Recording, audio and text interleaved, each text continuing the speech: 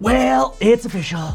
I'm leaning towards choosing Kevin Hassett. That's right, Kevin Hassett apparently emerging as the quote-unquote front runner for the Federal Reserve. Scott Bassett mentions that we should be expecting Kevin Hassett to be essentially formally announced before Christmas, and now they're sort of softly leaking this reveal. This is a very common strategy by government to slowly kind of hint that, oh, we might be choosing this person. They purposefully leak this so they could see what the market's reaction is.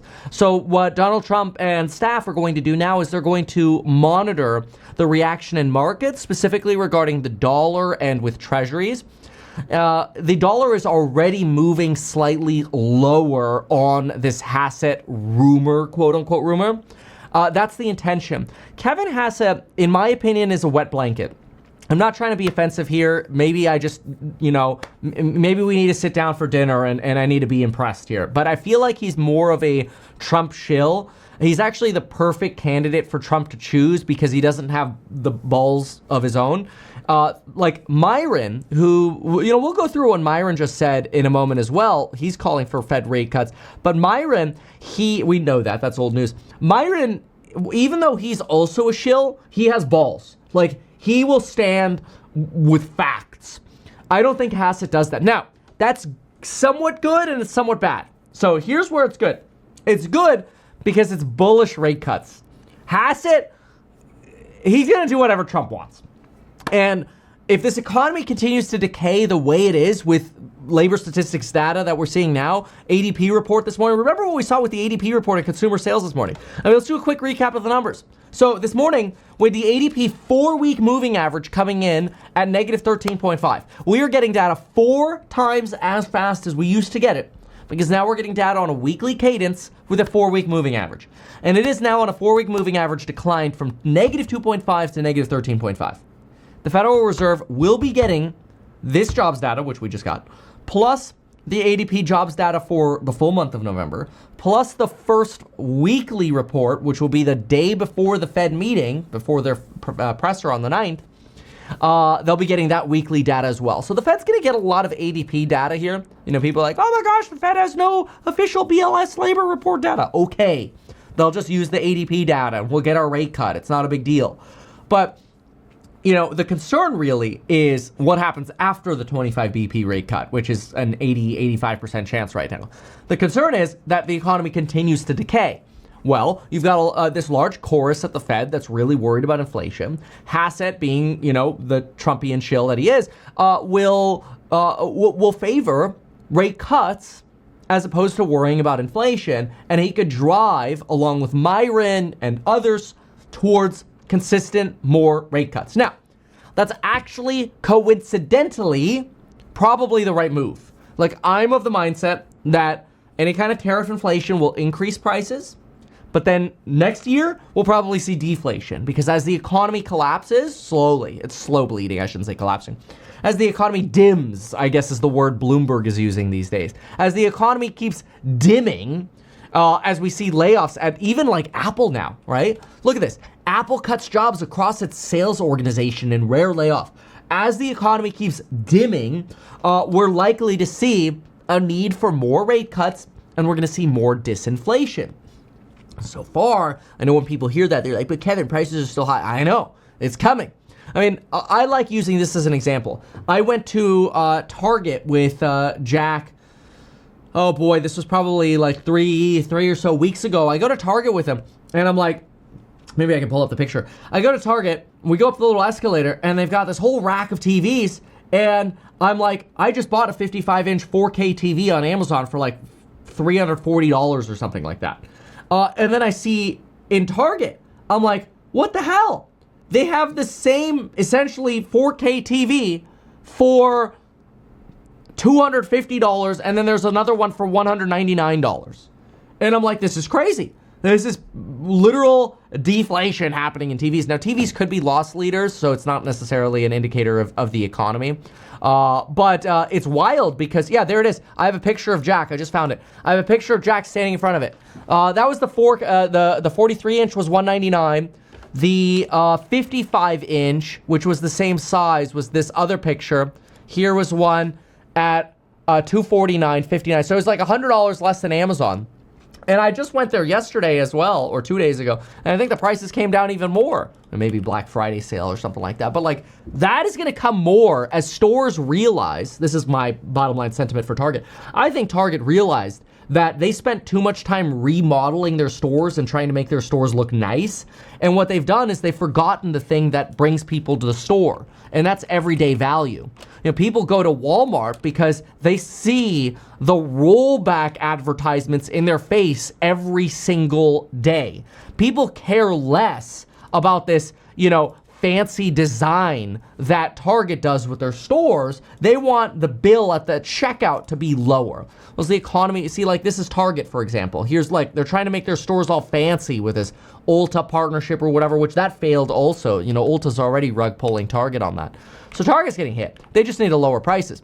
But the point is, the consumer is weakening because the labor market is weakening. Apple's laying off. You've got consumer confidence plummeting, the lowest consumer confidence since April. We've got a retail sales miss, and that's driven by the only reason you had a little bit of a beat or a match here was because of gasoline. We looked at the components of this. But if you remove autos and gas, retail sales miss. You're actually on control group negative for September. Now, it's older data, but I personally think this is because people spend a lot of money worrying about, you know, oh, they're going to raise prices because of tariffs. Prices are going to come down over the next few years. And somebody like Kevin Hassett, who will aggressively lower rates, I believe, will actually be not only good for the real estate industry, but it'll be potentially in the short term good for equity markets because people will be like, yay, you know, stocks up because rate cuts. And risk assets will go up. You know, Bitcoin's up $500 since this Hassett information is out. But the underlying economy is still one that is fueled by debt. This is just our gas price analysis here. And there's a problem with that.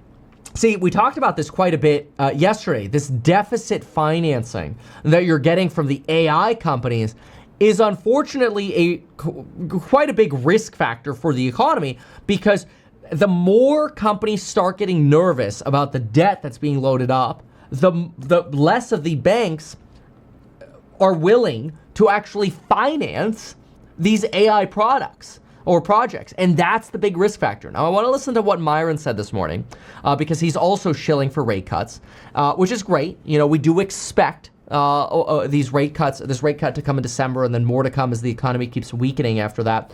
In the short term, the stock market ironically loves the idea of a weak jobs report because you get treasury yields that come down and you get the odds of a rate cut up, which is short-term stimulus. But let's listen to Myron here, and then we'll talk a little bit more about AI and data centers and what's going on with the spend because, you know, obviously there was a lot of enthusiasm about Google this morning. But surprisingly, Google actually gave up a lot of its pre-market enthusiasm, potentially as institutions kind of start saying, you know what, time to ring the bell, time to take a little bit of profit. Now, in fairness, regained 414 on Tesla, regained green on the Qs. We're back at 607 here, likely because of this talk of rate cuts. But let's listen to Myron here. Oh, and the appointment of Hassett. In the short term, bottom line on Hassett, good for stocks, good for yields. In the long term, it's probably also exactly what the economy needs. Worst case scenario, you would have gotten, in my opinion, somebody like Kevin Warsh.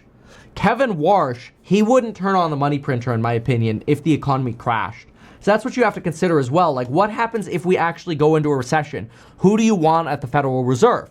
You have a choice. You could have, oh, there's Taylor Riggs. That would work too. You could have Kevin Warsh, who's somebody who is reluctant to print money. And we saw him at the Federal Reserve in 2008. He was reluctant to turn the money printer on. Do you want somebody like Kevin Warsh or do you want somebody like Kevin Hassett? I mean, if you want it all to really go to hell in Great Reset, you want a Kevin Warsh who's going to go, no, we're not going to print money.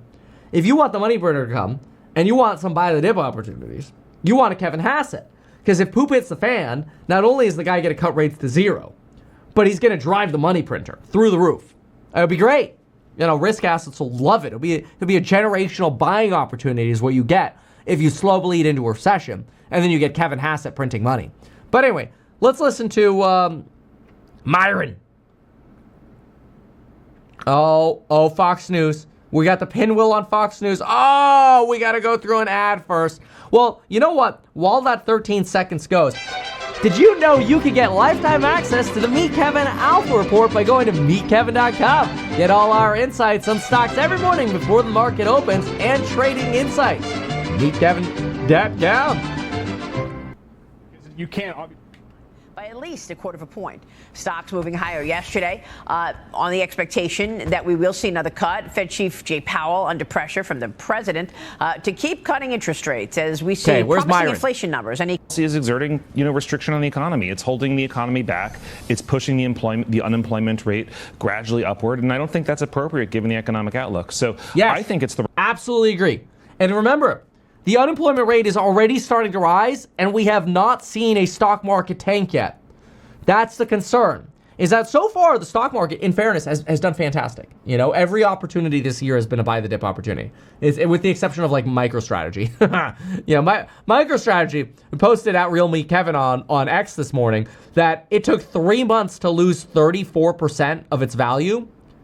It's only taken 3 weeks to lose the next 42.7%. It's been a problem. But otherwise, stocks have broadly been a buy the dip all of the year almost. And so that we have not tested yet. If we end up testing that to the downside, that's when you could potentially get early retirees coming off the sidelines. Then you get the labor force participation rising. And then you really have a problem in the labor market. So trying to get ahead of that, especially with a Hassett appointment, kind of smart. So you're going to get a short-term pump out of this, and that's exactly what Trump is trying to engineer. I mean, you've had 3 weeks of the Qs going red. You had a little bit of a bounce yesterday. Now you're going to get a little bit of a Hassett pump here as well. The right thing to cut interest rates rather quickly. Now, I think what you'll see on the rest of the committee is that the labor market data that we got recently, I hope will move people in my direction of thinking it's appropriate to continue cutting interest rates. I think that's what the data call for. And, my guess would be that's what we get, but I can only at the end of the day speak for myself. Look, I know that you're following your mandate and your colleagues are on a mandate, but when you consider some of sort of the larger issues happening, like, for example... Dude, who wears white socks with a suit like that? Is that a new thing? Am I missing something? That's what we get, but I can only at the end of the day speak for myself. Look, I know that you're following your mandate and your colleagues are on a mandate, but when you consider some of... White socks don't belong on a suit. For example, AI. AI is expected to replace jobs in a big way. Yes, we're going to have new jobs coming up, but that whole structure and this issue... Precise numbers on the footprint of AI in the economic data on a real-time basis, other than say in some of the investment data that you get about capital formation in the economy.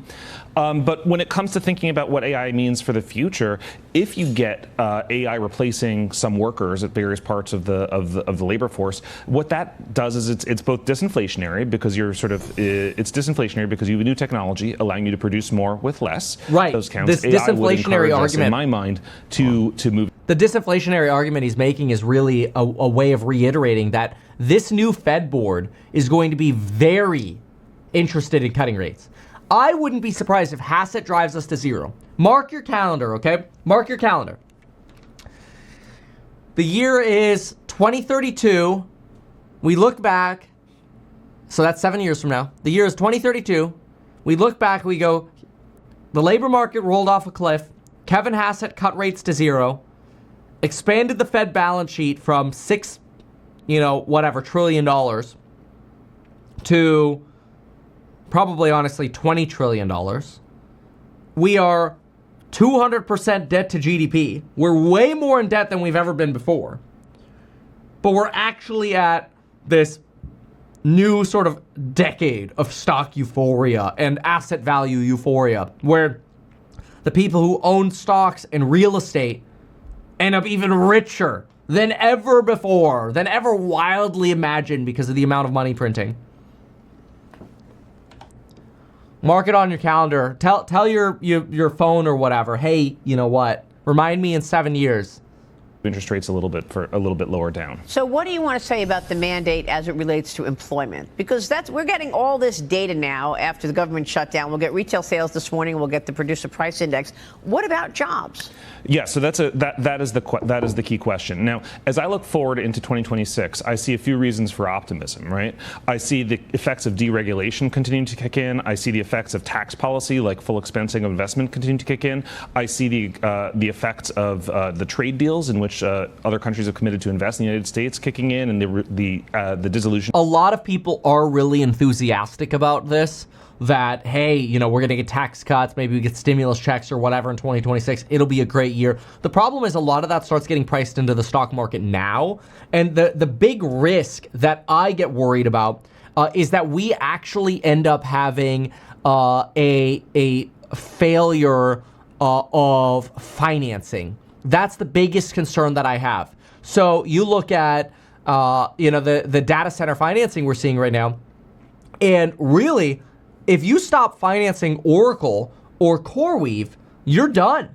You know, people got pissed off at me yesterday on X because I posted this video clip of me explaining how financing is done for these AI plays.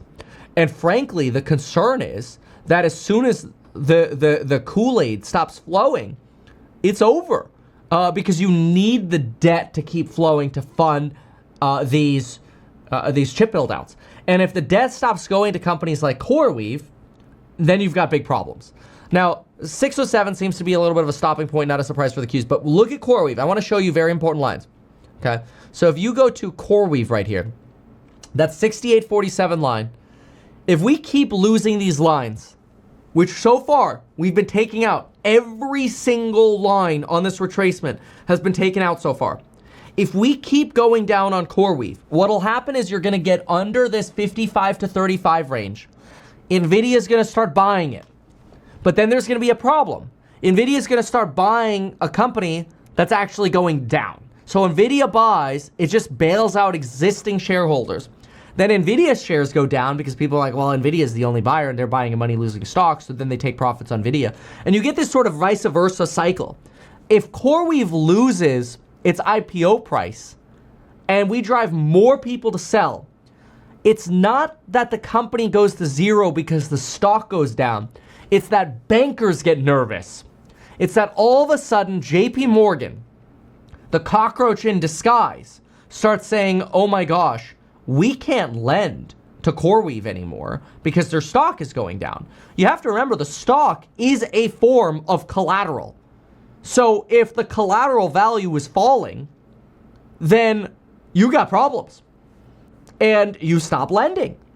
And if you stop lending, now all of a sudden CoreWeave can't buy NVIDIA chips anymore. And that's when the growth rate of NVIDIA slows down.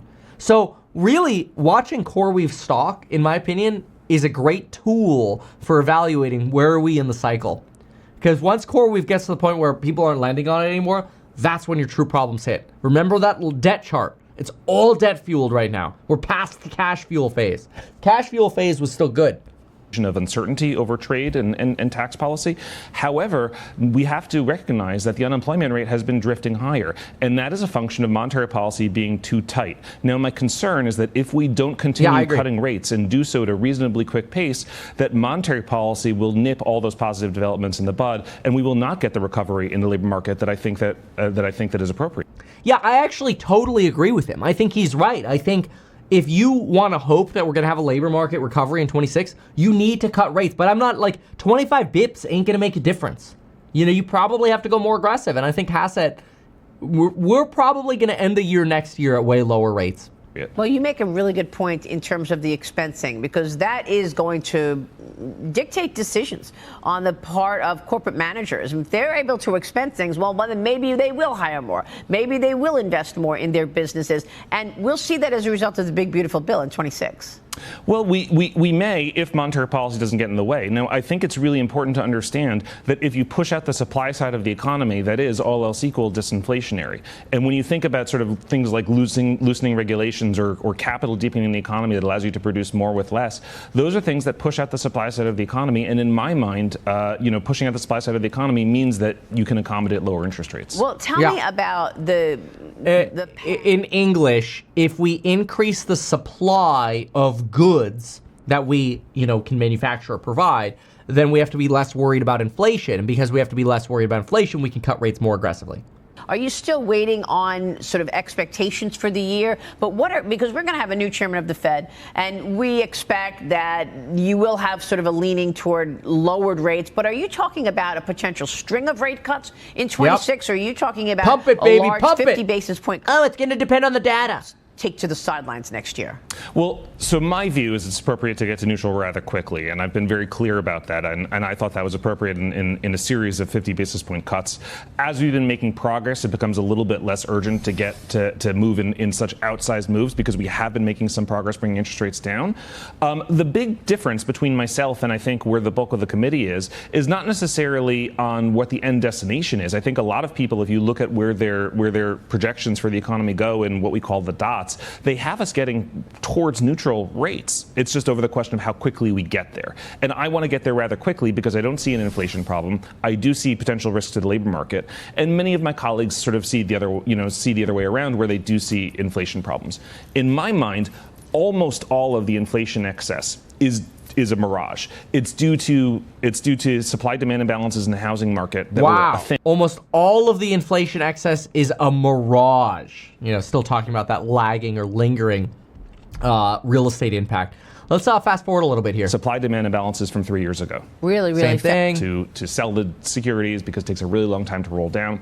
At some point in the future, mortgage-backed securities, deposit redemptions, deposit flight, you need to hold reserves against those. So we tell the banks that they have to hold reserves. That creates a minimum level of reserves that the banking system needs, because if the banking system doesn't... We know they want the Fed to have reserves, fine. Okay, so we get the idea. Myron wants cuts. Hassett is going to be the enabler of that. Trump knows that. And it's like, honestly, if I were Trump, Hassett is probably the person that I would pick as well. Now, Myron goes on to talk about tariffs and how Trump says, hey, we shouldn't, cut tariffs or ban tariffs with the Supreme Court, and all that speculation. What matters right now is that Hassett is probably going to continue to be seen as bullish. It gives us nice green push in markets. You're seeing it continue. What a surprise. Seeing it continue because this news is circulating. Oh, sweet. We're going to get those rate cuts. We're going to get a wet blanket. Perfect. It is what the economy needs. So it is actually a good thing, especially in the wake of that ADP data this morning and that softer retail sales data. Now the question is, can we round out? That's going to be where, we hold our breath and say, okay, well, hopefully we round out. Layoffs at Apple, little abnormal to see that. You've got Jay Clayton, who was Donald Trump's prior SEC chair, saying that there's some funky vehicle-to-vehicle financing going on in private credit that's leading to what he calls Mark II myth, which is just basically a way of saying that, you're seeing these private credit funds that aren't actually being honest about their losses.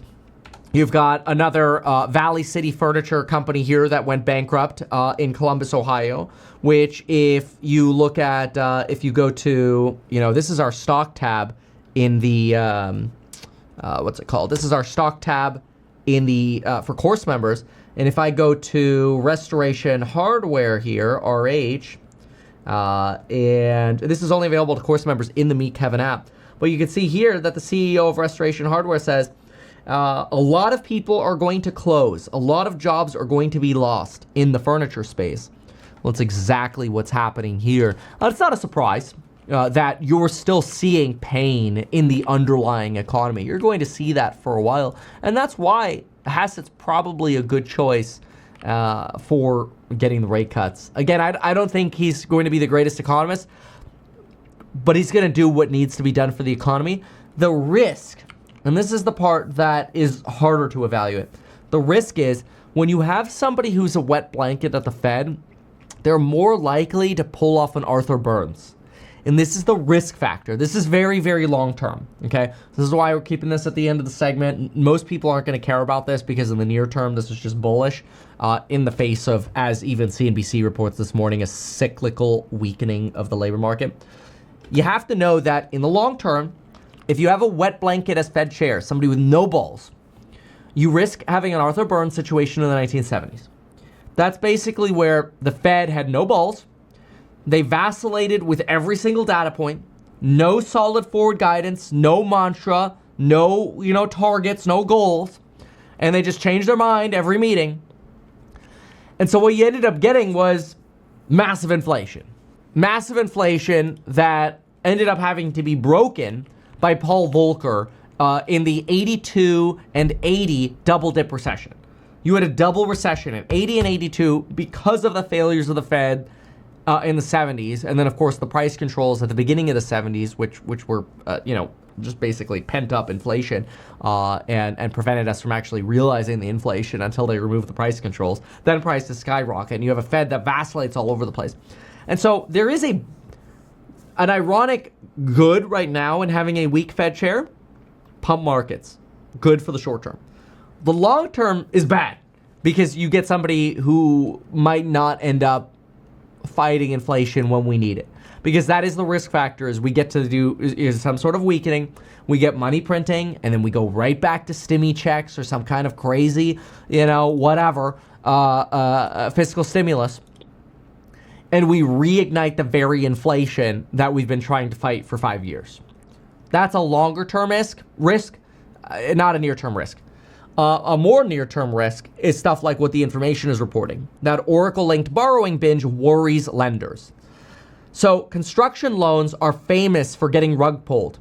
And here they talk about a flood of new debt helping build data centers, debt-backed maturity facilities, construction lending. Here it is. Construction lending could become a bottleneck. If stocks keep falling, which fortunately right now under this Hassett news, they're pumping. But if stocks return to a falling sort of theme, like Oracle. Look at Oracle's movement. Straight down since we reported on it. I mean, we talked about this in the Alpha report too. We analyzed this on this channel. We analyzed Oracle on earnings day right here. It's down almost half now. It's down like 45% or something like that. Because we looked at the financials, we're like, this is a terrible balance sheet. This is not good. And as soon as the construction lenders wake up and realize, oh my gosh, we are lending into a bubble, they stop lending. The private credit liquidity concerns don't help. And unfortunately, it likely aggravates the sell-off that we've seen over the last 3 weeks. So hopefully not. Hopefully not. Hopefully we could maintain a nice bounce here. I would like to see my test, okay? I would like to see AMD hold 200. Otherwise, Google is going to do the same thing that AMD did here. That's a real risk factor. That you get Google rocket like this, just like AMD did when people got excited that it's the next NVIDIA, and then it just curves right back down. That is a risk factor for markets. Another risk factor for markets is that you get an end of the day sell-off, or even tomorrow morning sell-off on NVIDIA. We get back to 164 on NVIDIA, and that drives down the likes of Supermicro, Vertiv, Dell, CoreWeave, IREN, the whole stack. And that's when people get nervous about lending. So IREN stabilizing here above the 100 DMA, fine. It's still just back to September pricing, right? But if IREN races and we fall back down to the 200 DMA, which is the $23 level, which it probably will if this cycle continues of liquidity concerns, then lending's going to seize up very quickly. And that's, pay attention to lending seizing up. If you want a red flag for when to run for the cover or run for the exit, look for articles that start coming out talking about lending seizing up. We're not there yet. See, construction lending could become a bottleneck. Who's a big construction lender? Oh, they said it in here. Let me find it. JP Morgan. There it is. See? Developers have outlined plans this year for data centers, quadrupling from last year, according to JP Morgan. Here, there it is. Construction loans made to developers working with Oracle are JP Morgan and Japan's Sumitomo Mitsui. Okay? So what happens when JP Morgan rug pulls? Just go back to the day Charlie Kirk died. Tricolor collapses because JP Morgan rug pulls a $700 million line of credit. When we talked about this earlier in our live stream, you know what people told me that Jamie Dimon was? They said Jamie Dimon is basically because he's warning everybody about cockroaches, right? Well, people told me that this is Jamie Dimon, leaked footage right here of Jamie Dimon. From Men in Black, Will Smith encounters Jamie Dimon, who ends up wearing a normal person's clothes, and he's actually just a giant cockroach. It's exceptionally disgusting. And even Will Smith is like, yo, what the hell? You were the scammer all along? Dog. Yeah. the O face. Yeah, those are the warnings to watch for. JP Morgan moves from rug pulling private credit and auto lenders to rug pulling the data centers. When that starts happening, it's over. Because you're even seeing it here. Look, one of the 3 major rating agencies. Now, it doesn't matter because right now everything is fine because the rating agencies have decided, you know what, we're going to use smaller rating agencies. We don't need to use one of the big rating agencies. We'll use the smaller rating agencies. Last week warned that large cloud contracts from AI companies, including OpenAI, are causing heightened customer concentration and counterparty risk for debt investors. Fitch is literally sending up the warning flags. That's not good. That's not good. That's not good. Once that rolls over, it's bad. Now, somebody left this facetious comment yesterday. I think they were just poking fun at me. They're like, Kevin, you know, you're warning about this like AI bubble and chips, but you're talking about launching this AI app for Hassett. And it's true. But to me, those things are different. Of course I feel that way. Oh, look, this is cool. Look at this. Look at this beautiful picture. So this is our like an example of what we're working is scoring properties with labels. And so we actually think, you know, we're not investing in data centers or like, you know, what I think is the bubbly part. We're looking for actual productivity where we could say over time, hey, you know, here's an app where if you're looking for real estate in whatever zip code or whatever you're looking in, you're able to find a deal based on how much it changes your net worth, right? That's the goal, is that it shows you, hey, here's a deal that's a bad deal. It's minus $90,000 of your net worth. Here's a deal that's a good deal. It could increase your net worth by $150,000 or whatever. And, you know, here's just an example of what we're building out, right? Like avoid the deal, you know, good deal, fair deal, whatever, right? Like those are the things that, you know, I think is part of the future of productivity, of how people can actually build wealth. And I'm not trying to shill the startup house hack. You know, we're just now working on redesigning our website to put some more colors in or some more designs in for our AI, which I'm really excited about because we're going to launch that AI service. But to me, it's just a tool that we've been using for years on like how we prioritize deals, and we can now nationwide look for deals in any zip code and go, all right, well, instead of looking at 100 listings in every area, we're going to prioritize by the zip code, and it'll guide us. Like, to me, that's actual productivity AI, and everybody knows that AI has been a boost to people's productivity. There's no question about that.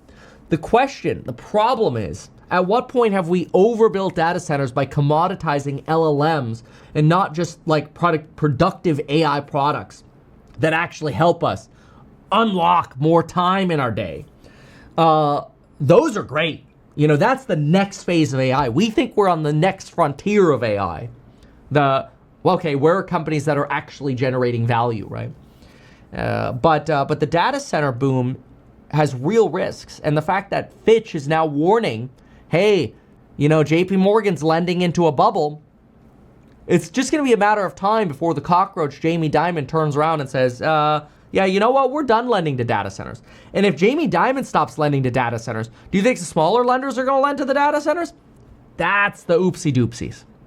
So anyway, somebody here in the chats writes, soft landing maybe? Well, that's the hope. See, my hope is that we can soft land. We soft land in 26 and our house hack AI blows up, and then we can IPO at the beginning of 27. Obviously, no guarantees. It's not a solicitation. You know, read the disclosures at househack.com or whatever.